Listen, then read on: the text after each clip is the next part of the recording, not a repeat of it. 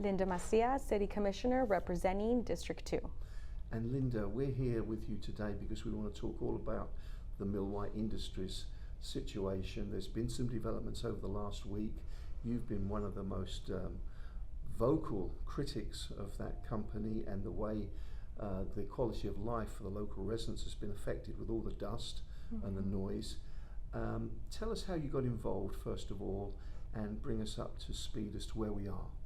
Absolutely. So I was elected May 6, 2023, and I started working because I had already had previous conversations with different constituents in the area of what they would like to see get done within the community.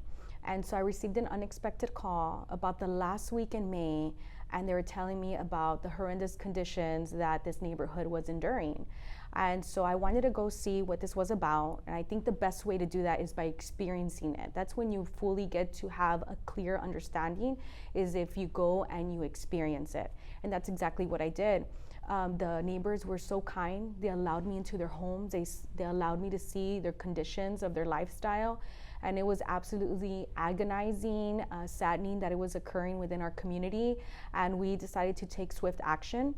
I commented to the mayor about this, and he's been nothing but more than supportive in his role. And I think that says a lot about his leadership. We had our conversations with Milwhite, bring it up to their attention, and they were willing to sit on the table. And we wanted to try to work both parties out and say, hey, like, have some preventative measures. We then started involving the city, and it's kind of how things just started to unfold. I believe that it's so important to collaborate and utilizing every single resource. So we started meeting with TCQ, with the health department. Dr. Rodriguez was very instrumental because this is from a health perspective. So we would sit down with TCQ every 3 to a month together, and we discussed about the processing that it takes with our organization. Within 2 months, TCQ felt the pressure to cite this company. Something that the neighbors had shared with me is that they have been enduring this company for the last 25 years and these conditions, which is absolutely unacceptable. But once we started to collaborate with TCQ, we saw the first fine happen, which this resident of the neighborhood had reported this conditions and nothing had ever gotten done. So we saw that by working together, we were going to be able to move this neighborhood forward.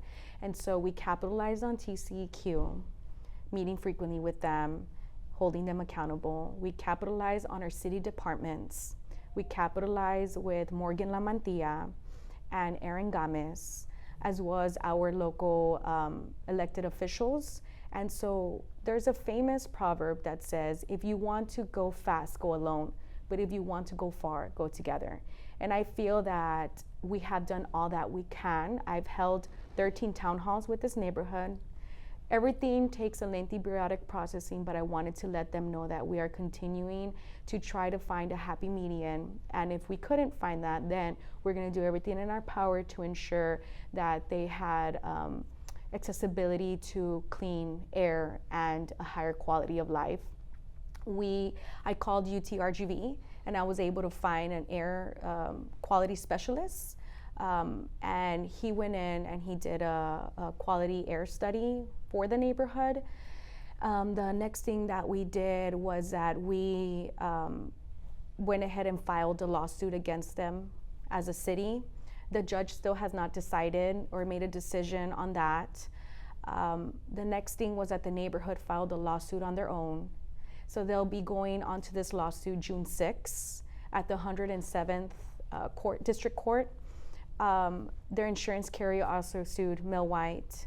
And then finally, the state has filed for a lawsuit under the Attorney General by the order of TCEQ. And they are going after them for the violation of the Texas Clean Air Act. And it really says something when you have the state also trying to hold you accountable. So we're trying to hit up from every angle. And I'm very proud of the work that we're doing because we're starting to see a massive collaboration and just this cohesive approach that together we can get so much more further than just working alone. Let's go back to the conditions you found when you first visited and all the subsequent meetings visits you've had there. Just explain for the people that just read about it, just how bad the situation is. What are the residents facing there? Yeah, so my husband and I block walked that area. This was it was on a Sunday, and we knocked on every door and, hey, we heard about this issue. We want to know more about what you've been experiencing since living here. So the first house I knocked on, their roofs, their houses were dusted, covered in dust. And I asked them when the last time that they washed their car, and it was just yesterday, the day before. We went into people's backyards. Their grass is completely covered in dust. If you kick the grass, the dust was going to bounce up in the air. Their swimming pools were covered in dust. You could see it at the bottom of their pool, which is not enjoyable or safe to be swimming on. Children's playgrounds were completely covered in dust as well. We saw a lot of neighbors who were deficient in vitamin D because they couldn't go outside. We saw mental health as well. When you walked around the neighborhood, it was like you were walking in a cloud of just dust. And we were there for about 2 to 3 hours, my husband and I, and we came home and we were nauseated from the scent. Our scalp was itchy, our skin was itchy. So yeah, there are a lot of residents there that also experience consistent eye infections because particles go into their eyes, skin disorders. And so you see how these conditions have really hindered their quality of life. And you said earlier there that you try to work with Milwhite and sort things out, to reach compromise. What's been their attitude? What do they say to you when you just reel off all these complaints about the quality of life of the neighborhood? What's their response? One of their responses was that, well, we're trying our best. We want to put up a fence so the powder doesn't go to their homes. But then that was still not sufficient because you still had the noise complaints. I mean, if you go there at nighttime, because I've been there at nighttime, I've been to their houses. I've held multiple town halls there. I have been outside at nighttime, going there at midnight, at 1, at 2 in the morning to go look and go experience what they live, and it is extremely loud. When you have piles of tons of rocks going into this machinery and it's hitting up against this metal, you hear it and it's extremely loud enough to wake you up in the middle of the night. So it's a nuisance. They said that they tried by offering the residents power washing for their house, for their car, which evidently that is not what this scenario is about. It's so much more than just washing your car or your house. We did try to come together even as a city and try to see if we can go ahead and relocate them somewhere else, which they were open to that. I cannot speak on their behalf because I don't know what ended up happening, that they did not want to move, but this is where we're at now. It is very saddening to see that this is a route that we had to take, and most importantly, I want to tell people that we are not anti-business. As you know, I just came here and I attended the GBIC meeting that we had because it is so important to create economic development. And what I want to share out is that we are not anti-business, but we are pro-people. How many residents are affected? So around in that neighborhood, they are about anywhere between 350 to 400.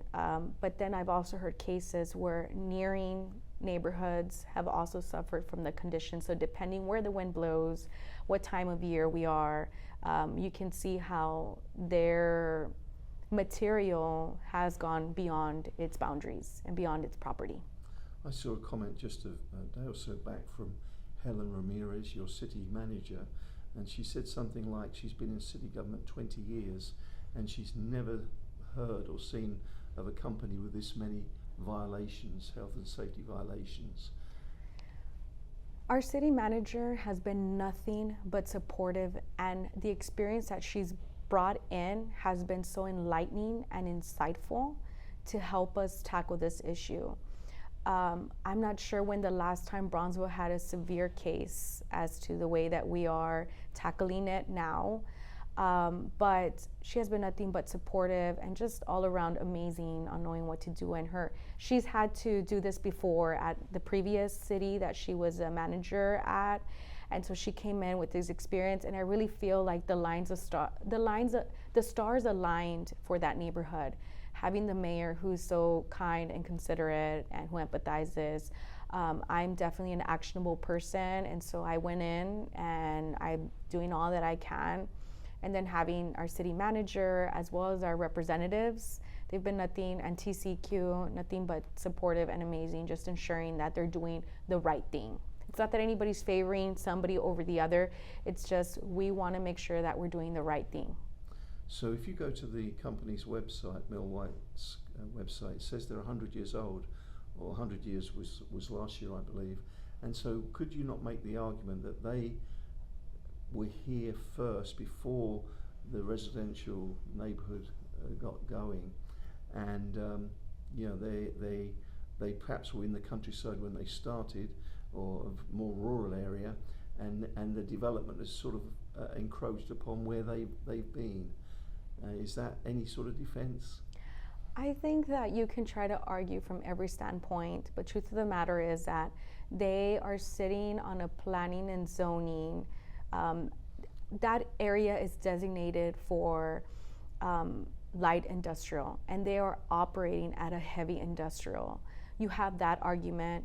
The second argument is that they don't have a certificate of occupancy to be operating within the city, and this is why the city went ahead and filed for the lawsuit, due to the comprehension that they should not be operating where they're at, how they're operating. Well, Linda, thank you so much for giving us an update on it in so much depth. Is there anything else you'd like to say on this issue? To the neighborhood, to our community, to all that have been involved, just thank you so much for your support. I really appreciate you all. It's been a difficult situation to endure. When you get elected, at least when I got elected, I was thinking we're gonna just work on roads and sidewalks, and I had a whole, I know exactly where we want to move, only because we've had a massive amount of constituent input into this. But on the contrary, this was totally left field, and you never think that you're gonna have to fight for simple needs such as quality of air for constituents. And so we went in there. The city has been nothing but supportive and amazing, and we're continue to be for the people, and as we have a saying, power to the people. Linda, thank you so much for today's interview. Yes, thank you.